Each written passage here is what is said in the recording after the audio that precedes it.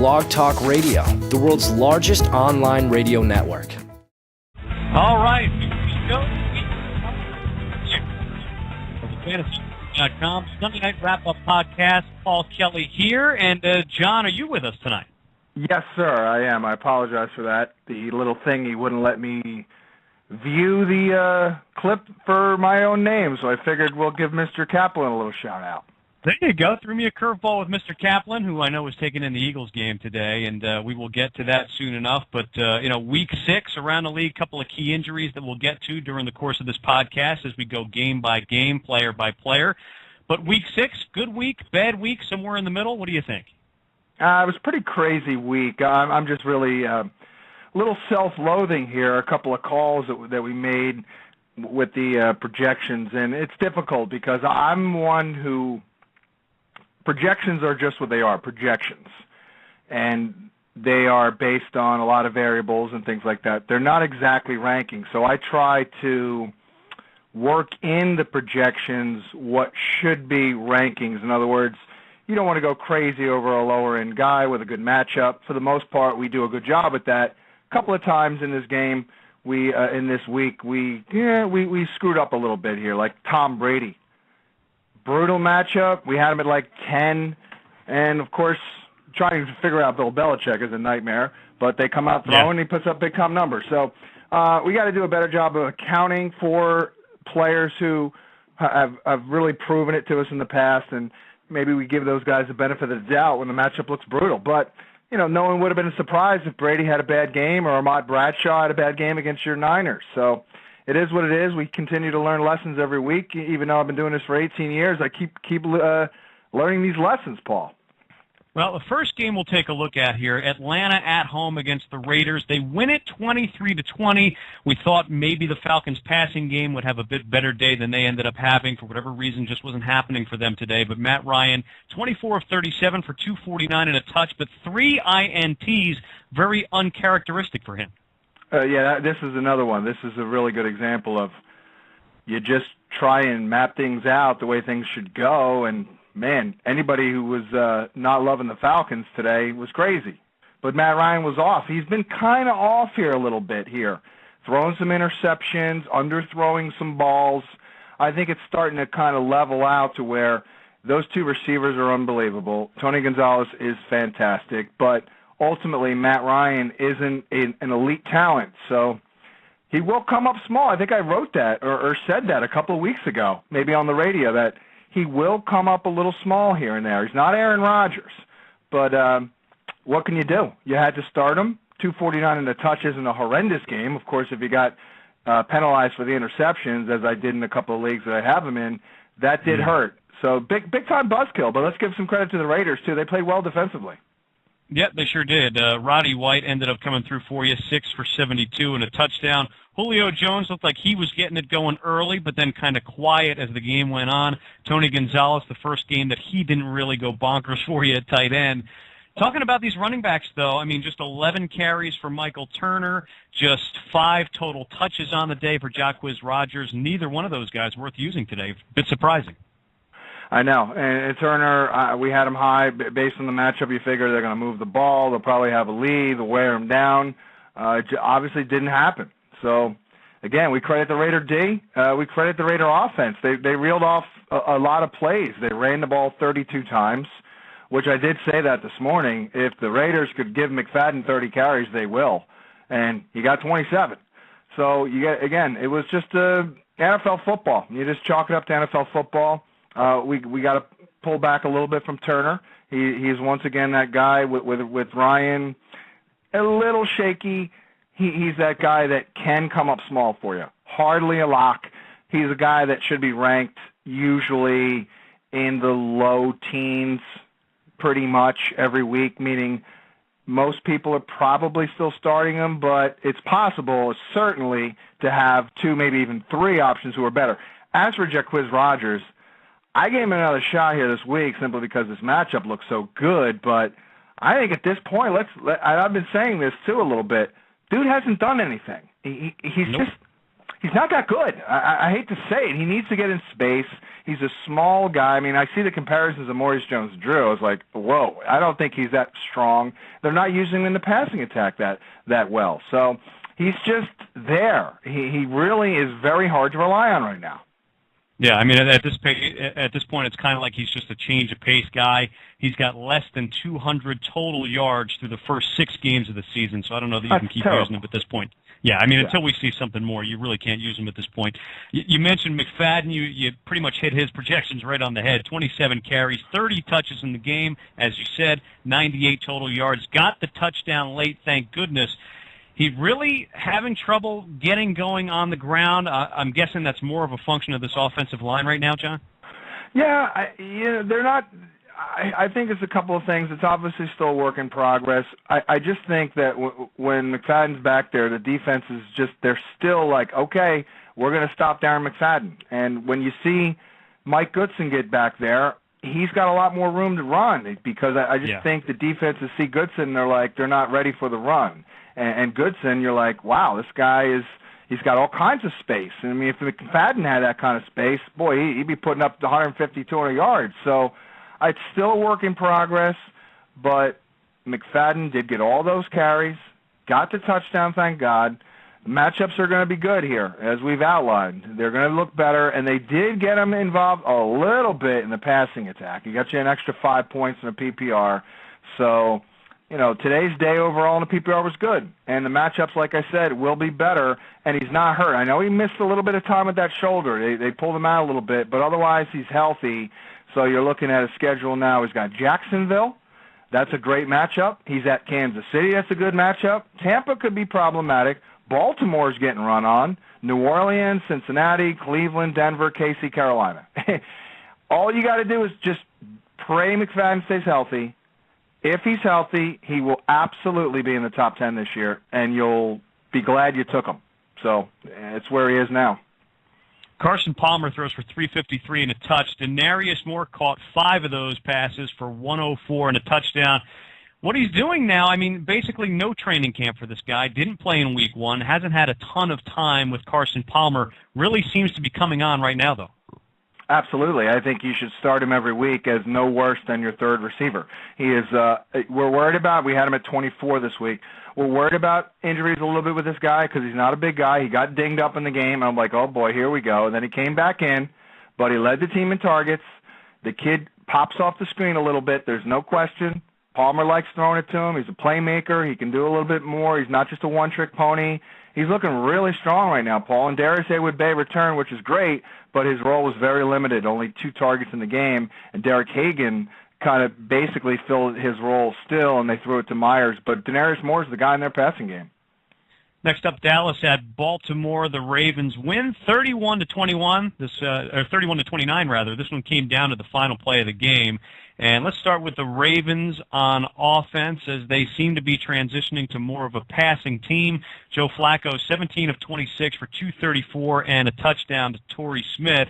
Ray Rice scored twice in this game, even though he only carried 16 times. He's got 5 touchdowns now in his first 6 games, averaging just about 120 yards per week. Rock solid as your number 1 running back. Yeah, I think Ray Rice is, you could argue, is the best back in football right now, maybe even a little bit better than Foster. I know Foster's great and all that, but he is in such a great situation, Foster, and he's not really dominating. We're watching the game tonight against Green Bay. He's not really doing all that much. Rice is just obviously money in the bank. We didn't love Flacco this way. I think we hit it pretty close here, what he actually did, 234 and a touch. We didn't love the receivers, although Bolden did come through. I was a little surprised at that one, 5 for 98. That was a week to sit him. If you started him, if you sat him, you did the right thing, because when he's up against a solid secondary, it's time to be concerned about Bolden. But he did come through. And now, Paul, with the injuries on defense, Ladarius Webb believed to have suffered an ACL. Ray Lewis may be out for a while. You got to think that he'll have to throw it a little bit more. This could be a little bit of a bump for Joe Flacco going forward, and the receivers, of course. Yep, we could see more of these kinds of games where the Ravens are going to need to score more points to win, so that's certainly something to keep an eye on as we transition over to the Dallas Cowboys. And DeMarco Murray got off to a fantastic start in this one, 14 carries, 93 yards, all in the first half, did not play in the second half. What do we know about his condition right now? Yeah, I know the X-rays were negative, so we're not going to. I mean, it's ultimately not serious at this point, but obviously we'll have to learn more pending MRIs and all that on Monday. But again, the X-rays were negative. It was a real shame because boy, they were gashing the Ravens. The Ravens were just god awful against the run, and even Felix Jones looked good, and I guess he got hurt too. So they had to go down to Philip Tanner and then Lance Dunbar. The kid played a little bit. So we'll see. Certainly was a good sign for their offense and their rushing attack, but obviously it's a moot point if Murray's going to miss time, and that's a shame because he was well on his way to having a huge game, and that is a concern with Murray. We've kind of talked about how he's really running hard, inviting contact. You do worry about durability with this guy, and the red flag has officially been waved in terms of Murray getting injured.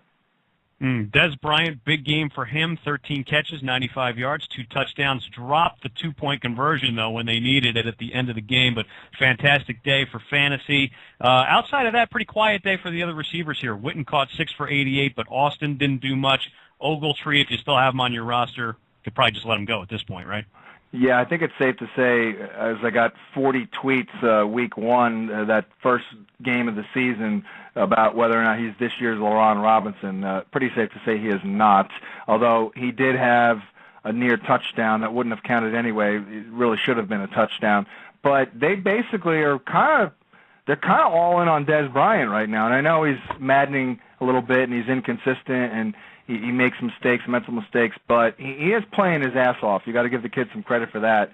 15 targets, 13 games, huge game in a PPR. I did write this morning. He was due for a touchdown, and he scores a couple of them. So he's a guy you're going to keep starting, and Miles Austin, too, for the most part, has been very consistent, and Jason Witten now 2 good games in a row. So things could be looking worse for Dallas, pending the injury updates on Murray and Felix Jones. I think we lost Mr. Paul Kelly there, so I'll continue on my own here, flying solo. There he is. I think he's back. I don't even know if that's not him. All right, we'll continue on my own here. We'll look at Cincinnati and Cleveland. The Cleveland Browns winning, actually, beating the Bengals 34-24, and we look at the targets here, and obviously the injury to Trent Richardson, a big-time buzzkill, big-time problem there. Montario Hardesty is the clear handcuff here. He has no value if Richardson is healthy, but Hardesty is the number 2 running back. He came in there, he scored a touchdown. From what I saw, he was decent. Didn't look as good as he looked in the preseason. Decent, though, so we'll see about Richardson.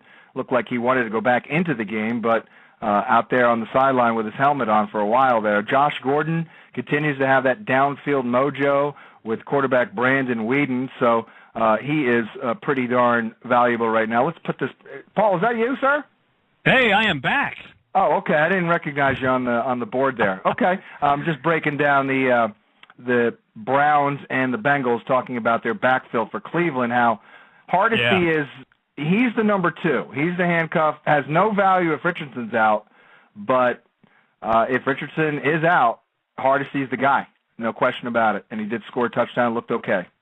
Yeah, where are we at with Richardson's condition right now? Yeah, I don't have an update on that, unfortunately. Okay. You would think it's relatively minor, but we'll find out. We'll find out on Monday. We'll find out later, early in the week. Boy, how about that Josh Gordon now? 3 touchdowns the last 2 weeks. For a while there, he had 3 receptions in a row that were all touchdowns, but caught 3 balls in this game for 99. By comparison, Greg Little goes 3 for 18. Josh Gordon's the guy clearly here who's got the most upside in this offense as far as the receivers go. You got to love the downfield mojo he's got with Brandon Weeden, who continues now, 5 good games in a row for Weeden. So Weeden continues to put up decent numbers here, only 29 attempts, and that 71-yarder obviously padded the stats a little bit. But Josh Gordon is clearly more comfortable. He's got chemistry with Weeden. And, again, the downfield stuff is good stuff. He's a very talented guy. So, I don't know if he's one of these guys like if you need him, you're going to use him. And I know he's got 3 touchdowns here in his last 2 games. If you need him, you'll use him. But I'm still not to the point where I would start him over a guy like Malcolm Floyd or, let's see, Vincent Jackson, Stevie Johnson, Denarius Moore, something like that. I wouldn't use him over those guys, but certainly if you're hurting a little bit or in a deeper league, use the guy because he's getting it done. For the Bengals, Andy Dalton threw 46 passes in the game, completed 31 for 381 yards, 3 touchdowns, 3 INTs. Interesting to point out here, this is the 3rd time in 6 games this season that he's gone for over 300 yards and 3 touchdowns in the same game, John. Amazing. Yeah, they can't really run the ball. I mean, Ben Jarvis Green-Ellis is just – he popped off a 20-yard run, but other than that, his yard per carry average was really, really low, and that was a good matchup. So I don't know how we can use this guy. He seems to be allergic to the end zone. He's starting to fumble. Cedric Pearman, I guess because the receiving core didn't really step up here. 8 targets. Where the heck did that came from? That came out of nowhere. 8 catches, 76 yards. Andy Dalton is been great here other than really 1 game last week. So he's a top 15 guy easily, and you could certainly do worse for your starter. He's got Adriel Jeremiah Green, who's just, oh, man, he's unbelievable. Unbelievable, A.J. Green. And Jermaine Gresham has now been good 4 games in a row. So, again, I know I bailed after those first 2 games because he looked so terrible, but as I wrote the last 2 weeks, clearly he was not healthy. So that's a lesson we got to remember. When a guy's got an injury in the preseason, he shuts it down, then he comes back, you got to give him some time here. So Gresham, Paul, the last 4 weeks is exactly what I thought he'd be. You look at the numbers, it's not great, but it's solid. It's like 5 catches, 55 yards, a touchdown every other week. That's right around where he is the last month. A.J. Green has scored 5 games in a row now for the Bengals. As we move on, Miami at home holds off the Rams 17-14. Ryan Tannehill throws 2 touchdowns on the day. He only had 2 in his first 5 games combined. Also threw for just 185 yards, though. Kind of a strange day of offense for the Dolphins. Reggie Bush, just 12 carries for 17 yards, but probably the most strange thing and the thing that people are wondering about, Brian Hartline not only didn't have a catch in the game, didn't have a pass target in the game. Yeah, apparently I believe he got at least 1 where it was a flag. I guess the play obviously doesn't count. You know, you look at the stat sheet here, it comes up as 0 targets, but yeah, very bizarre. We knew the matchup was tougher, but he's beaten tougher matchups in the past. So it's weird. I mean, the guy goes from 200 yards 1 week to no catches and 0 targets on the stat sheet. So it's very bizarre. So we got to pull back a little bit from Hartline because he just continues to have these tough matchups. You know, this week it was Cortland Finnegan and the Rams, Patrick Peterson the week he went off, Darrelle Revis before that. You know, so he always seemingly has a tough matchup, but at least Tannehill's playing well. Devon Best is pretty safe in a PPR for 10, 12, 14 points maybe on a good day. And Tannehill continues to be somewhat viable. Very efficient here. No interceptions, couple of touchdowns, 21-29. This guy is pretty legitimate here, all things considered. The buzzkill, the main one, was Reggie Bush, who did just miss a touchdown. He had a nice little run where he got tackled at the 1, but terrible day for Bush. Very strange. Let's move it over to St. Louis, and Danny Amendola out for a while, so who would step up and replace those catches at receiver? Brandon Gibson caught 7 for 91. The rookie Givens really seems to be their downfield threat right now. 3 catches, 85 yards, had the big 65-yard reception, but it looks like they might have something here with Givens. Yeah, we've been giving him love, even back to the preseason. I believe he was on our watch list for our values and targets because I had heard from someone close to the team that the kid really does everything well in the classroom and all that, totally gets it, and he's absolutely flashing. Again, this was not an easy matchup against a good defense. I didn't really think that they would have time to throw it down the field, but he got a 65-yarder. He can run very well and make plays, clearly. And Bradford, very quietly, has been good.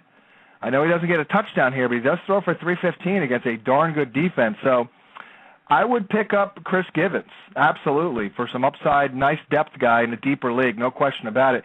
Gibson I did kind of like. I pointed out he'll probably get 5-6 catches in the game. He gets 7 for 91. Hard to trust, But I think for all intents and purposes, he is their number one wide receiver. Yeah, now what else can we take away from this game for the Rams? Well, it seems like Darrell Richardson is going to have a role each and every week in the offense, where today the touches between him and Jackson pretty much split 50-50. Yep, and there was a time where it's like Steven Jackson's on the sideline ready to play, and Richardson was the guy for basically half the game. And he does give them a different look. He's can run it downhill inside a little bit, but he's fast, and he's got some speed.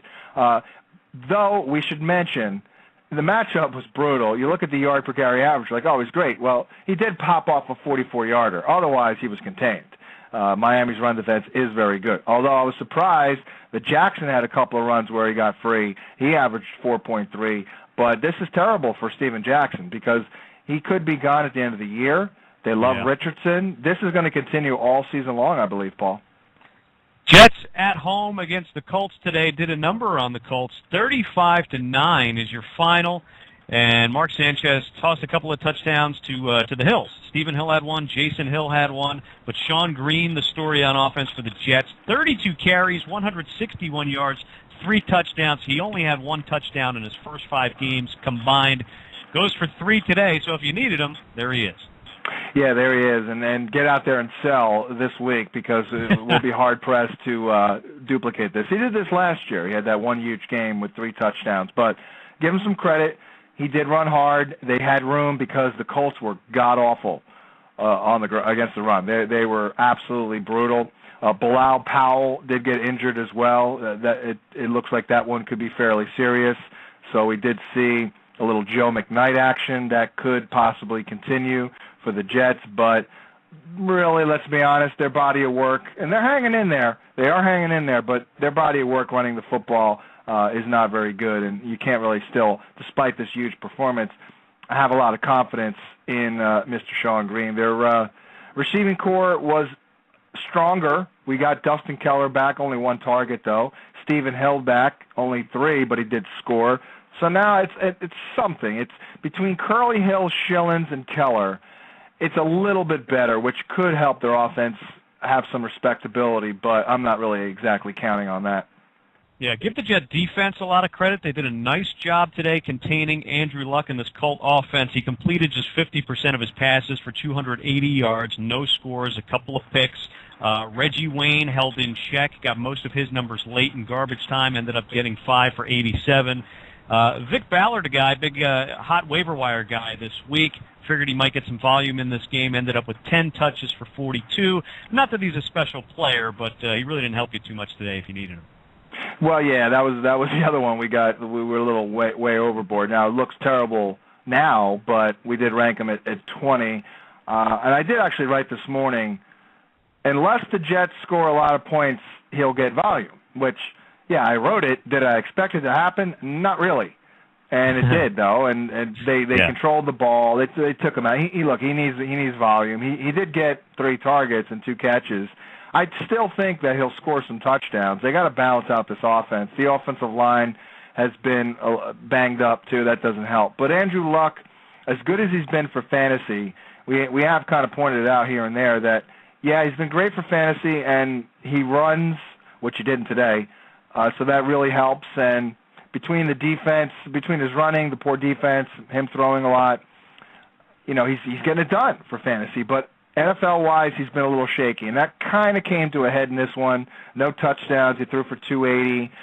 You mentioned Wayne. He got, I want to say contained because he put up 5 for 87. A lot of that was late, real late, because Cromartie was balling out there.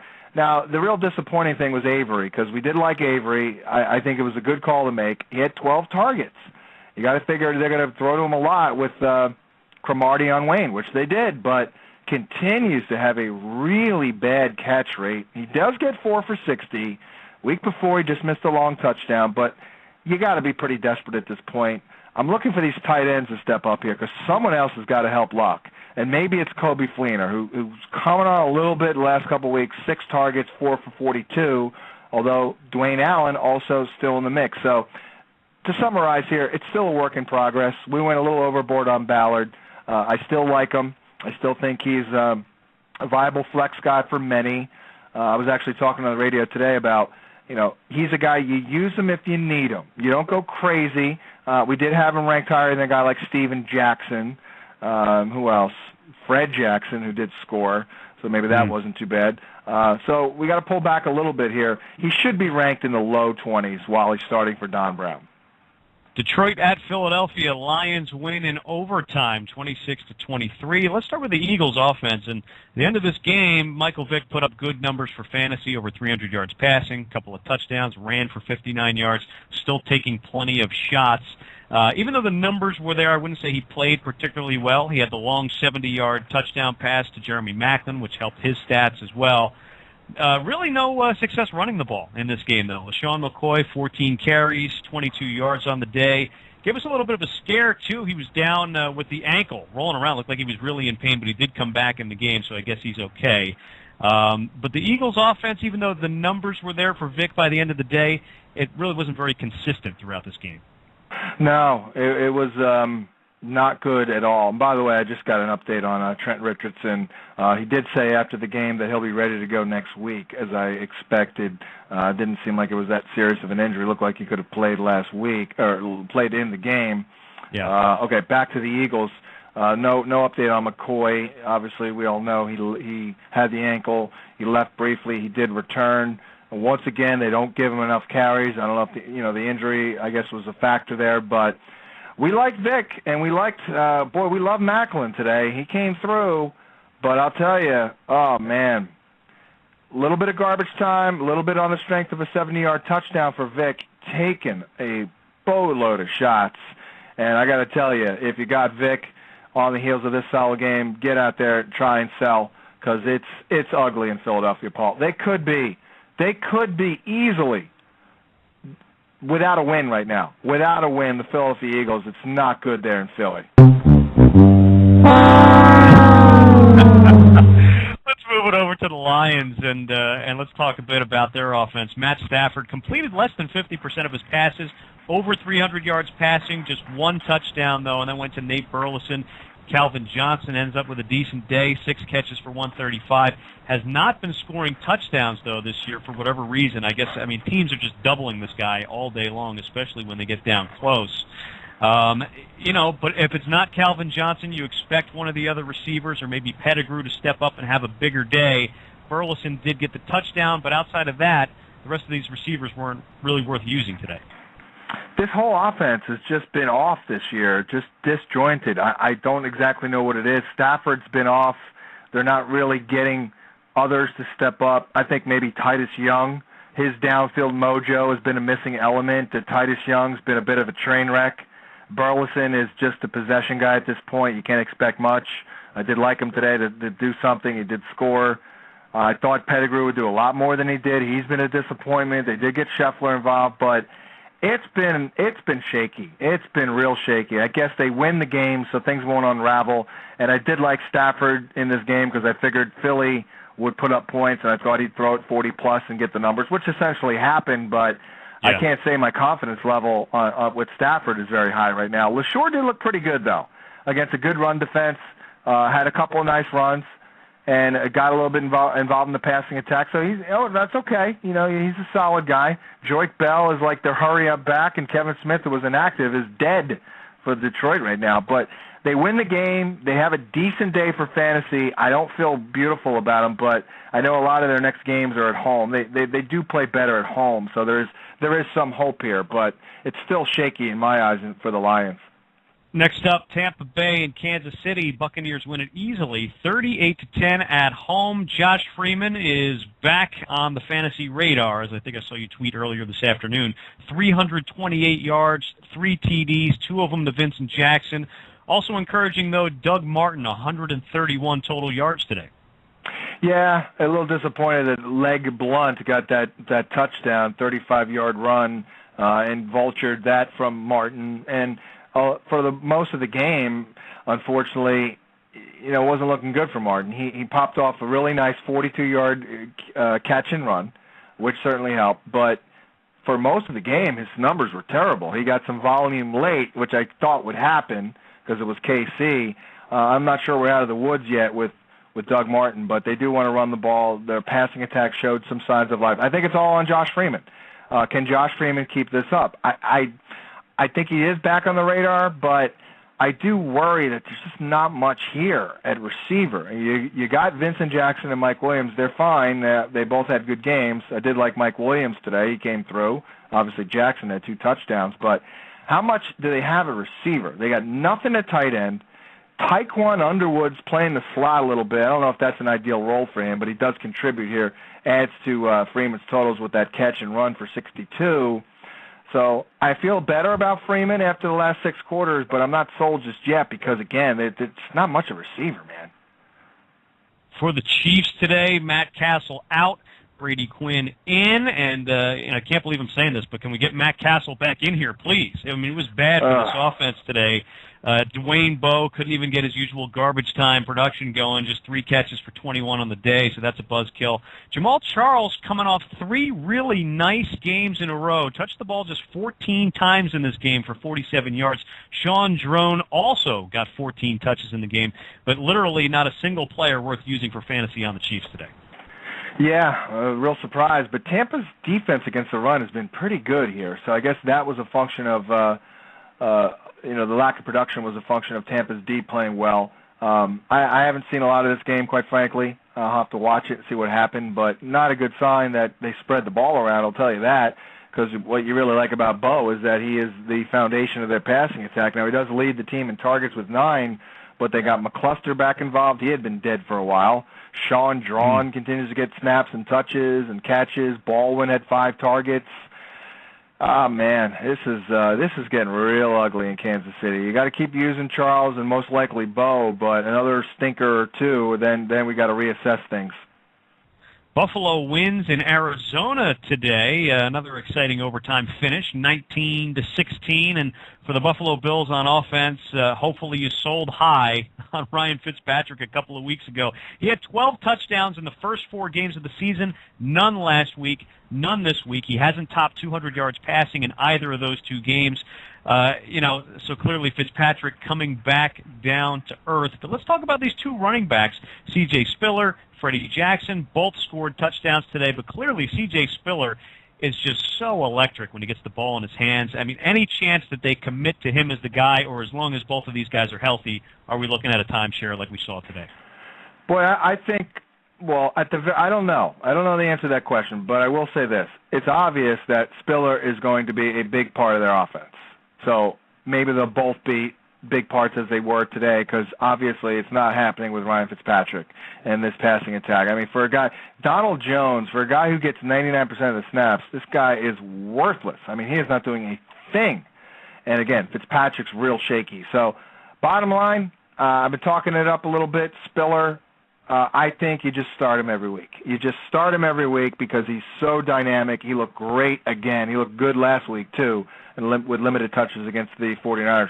He is a special runner. There's no question in my mind. And he can do a lot. There's no doubt. Runner, receiver, all that. So I think I like him better than Fred Jackson. I think that's the bottom line. I think Fred Jackson is a good player, viable.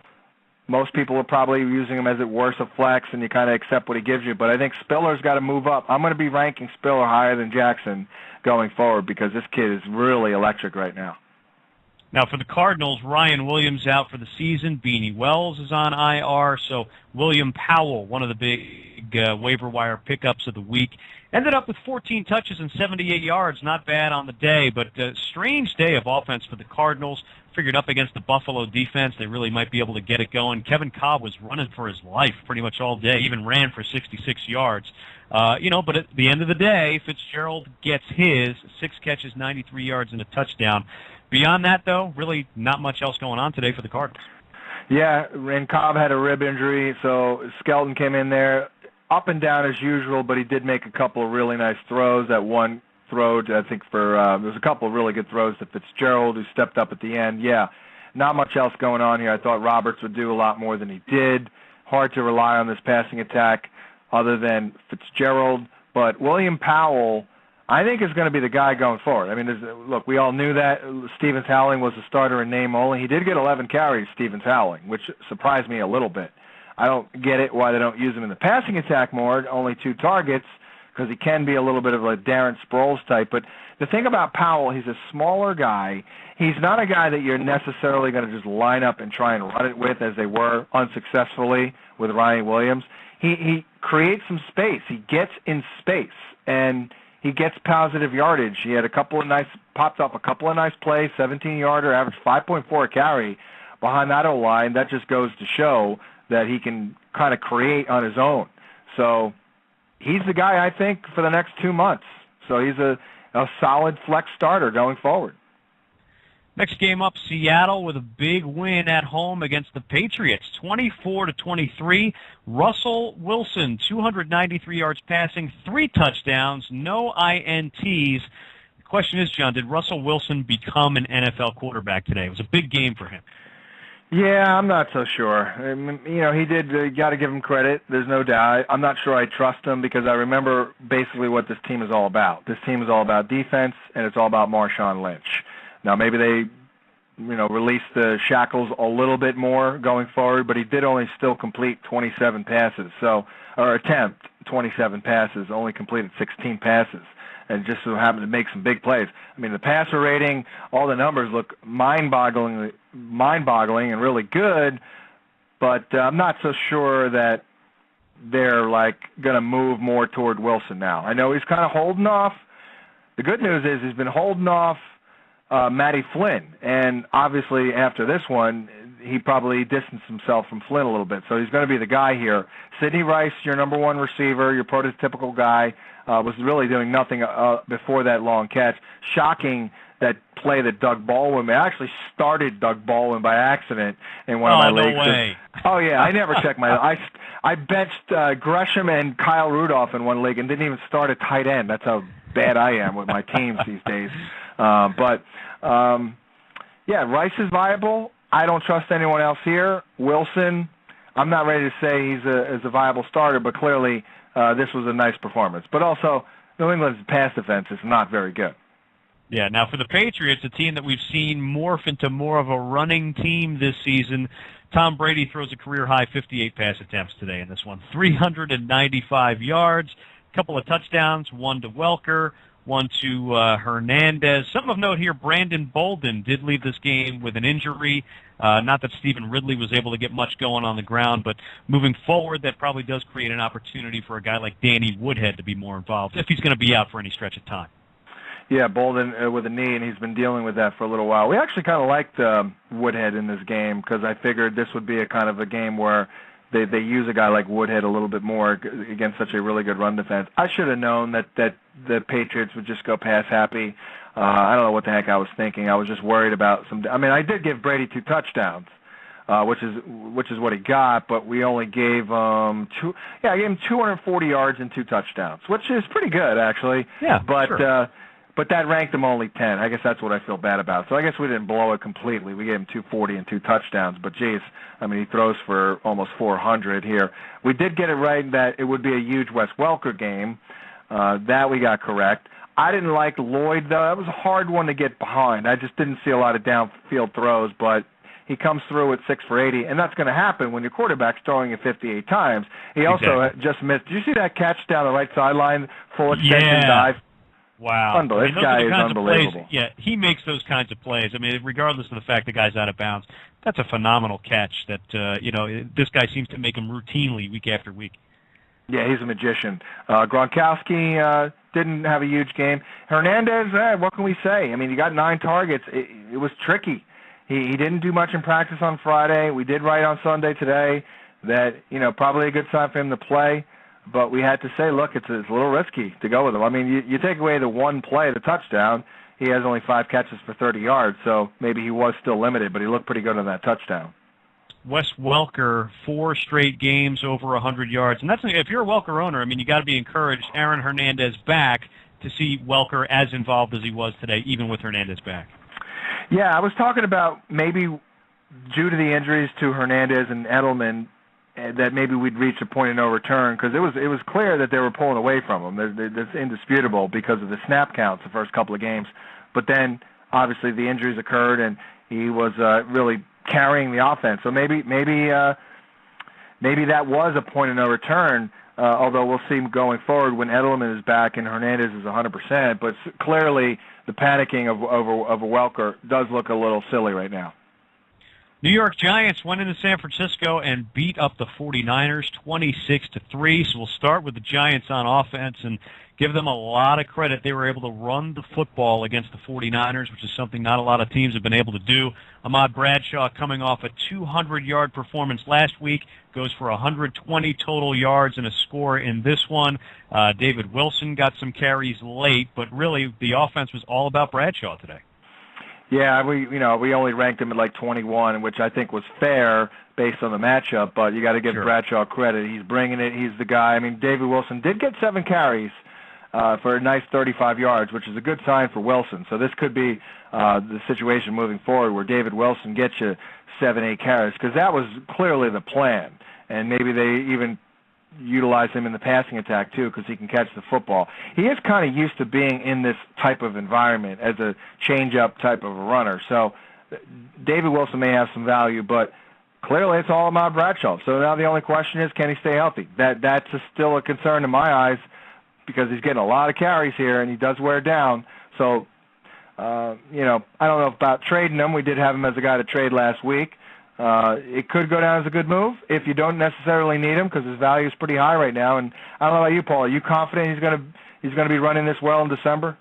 No, that's certainly very, very questionable. You know, it's unusual to see him play in all the games. He's already missed a game this year, but unusual to see him stay healthy all season long. And a guy who seems to be a bit healthier back in the lineup today, Hakeem Nicks. 3 catches for 44. Hopefully you didn't need to start him, but Victor Cruz, as usual, comes through for the Giants. Another touchdown today. He's got 6 in 6 games so far. So we move it over to the 49ers, and tough day on offense. Alex Smith, 3 INTs, very unusual for him. Niner running game, really never got a chance to get going in this one, and really just an ugly day of offense for the 49ers. Yeah, I'm shocked. I thought the Giant D has been vulnerable. It's in San Fran. Their secondary's still banged up. The pass rush hasn't been coming on. Smith was razor sharp last week, but once again, Alex Smith is a week-to-week guy. You just can't trust him. And they're playing Kaepernick a lot too. So, boy, I got to pull back from Smith. I did like Manningham actually as a reach, and he was active. He did have 5 for 72, but everybody else came up small. Crabtree and Vern Davis. So, and even Frankie Gore. I don't know what else to say. I'm just kind of blown away here. The 49ers came up really small, Paul. Yeah, Vernon Davis, 4 touchdowns in his first 3 games, has not scored in any of the last 3. Let's move on and go to the Redskins at home against the Vikings. They win 38-26 behind RG3, who ran for 138 yards and 2 scores today, including that long 76-yard run. He's got 6 rushing touchdowns on the year, John, which leads the league, and he is on pace for over 1,000 yards on the ground this season. Yeah, we had him as a guy to trade for last week with the concussion issues, because that was a scare for RG3 owners, but we felt, and I wrote it this morning, look, he plays, he's the guy. He's going to play his normal game. If he's not out there, if he's not able to do that, he won't be out there. So, and we did rank him really high, as we always do. We had him at 4. We projected 22 points. I think he got 22 points rushing the football, just on the ground, for God's sake. So it's incredible. I mean, for the numbers he's putting up are just gargantuan right now. And that's without Pierre Garçon. That's the scary thing here, because clearly he's the best playmaker. Santana Moss is helping out a little bit. Fred Davis has been coming on, but otherwise these guys are all pedestrian. You can't rely on Josh Morgan or Leonard Hankerson or anybody else. But it's crazy, because if they can possibly get him back, Garçon, now you're really looking at a pretty potent offense with RG3. And for fantasy, as I've been saying for a month now, keep starting him until he proves you wrong for doing it. Now, I know last week he did, but he did get injured. But this week he more than made up for it. Alfred Morris, 16 carries, just 47 yards, but he did run for a score, so he did come through for you if you needed him today. For the Vikings, defense really good at tackling, Paul. They're rock solid, man. That's a tough matchup for your running back. At least he scored, though. Yeah, that is a good point. A lot of backs haven't had much success against the Vikings this season, and Morris did get the touchdown, though, like you said. Christian Ponder, though, for the Vikings in this game, had to throw 52 times, 35 completions for 352 yards, a couple of scores, a couple of INTs as well. Percy Harvin, what can you say, man? Every week this guy is just getting it done, and really not scoring a lot of touchdowns, but in a PPR, he's money in the bank. 11 catches, 133 yards, got a couple of rushes in this game as well. But Adrian Peterson, look, he came through for you, especially in a PPR. He caught 7 balls for 50 yards, ran for 79, but any concern at all? The guy hasn't scored since week 1. Yeah, I don't get. He actually did have a touchdown called back in this game, late in the game. It's bizarre. It really is, because he looks fine. I mean, he doesn't look quite as explosive, and he does look like a guy coming back from an ACL. But he's been more involved this year in the passing game, as you mentioned, and that helps. Set a target in the end zone and all that. It's weird. It's weird he hasn't scored now. Was it 5 weeks in a row, Paul? Yeah, 5 weeks in a row. Yeah. 5 weeks, hasn't scored since week 1. It's crazy. But he's healthy. He's getting the ball. The Redskins are pretty good against the run here. Let's give them some credit, too. But he still averaged 4.6 a pop against them. He did pop off a 32-yarder. Just keep starting him. That's all we can say. I think I said this last week. I don't think he's a buy low. I don't think he's a sell high. I think he's just kind of a hold, and just keep rolling with him and accept what he gives you. Thank God that Kyle Rudolph was active. Look, it helps that Ponder, as you mentioned, threw it 52 times, but Rudolph continues to be money in the bank in the red zone. Also caught a 2-point conversion as well. We did, thank God, we had him high. We had Ponder at 13 this week, so we did have him higher than Alex Smith, thank God. So that was good. And Sunday Night Football happening right now. We're into the third quarter already in this one. Aaron Rodgers just had a touchdown run called back, but he's already thrown for 3. 2 of them to Jordy Nelson, who people have been kind of complaining about this season, saying, where's he been? Well, tonight, 7 catches, 111 yards, 2 scores with Greg Jennings still out. And, of course, James Jones, all he does is score touchdowns for this offense.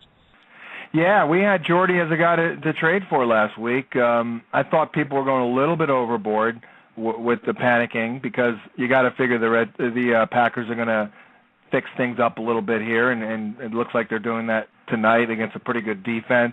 And he just missed a touchdown last week, or else we weren't having that conversation. So hopefully some readers got him on the cheap here, because he was a guy last week that you could have just gotten on the cheap and plugged in as your number 3 receiver. That's not bad. It's not bad at all. So you feel better about it. James Jones continues to be he is a touchdown vulture, that guy, man. He can get a lot of touchdowns in a hurry. He's got 5 now in his last, 10 quarters of football? 10, 11 quarters of football. It's pretty darn good. We'll see about Greg Jennings this week, but we learned, when he got injured 2 weeks ago, that they're going to be very cautious. No real reason to go crazy about rushing him back. Rest him up for the stretch run there. Buy low on him, too.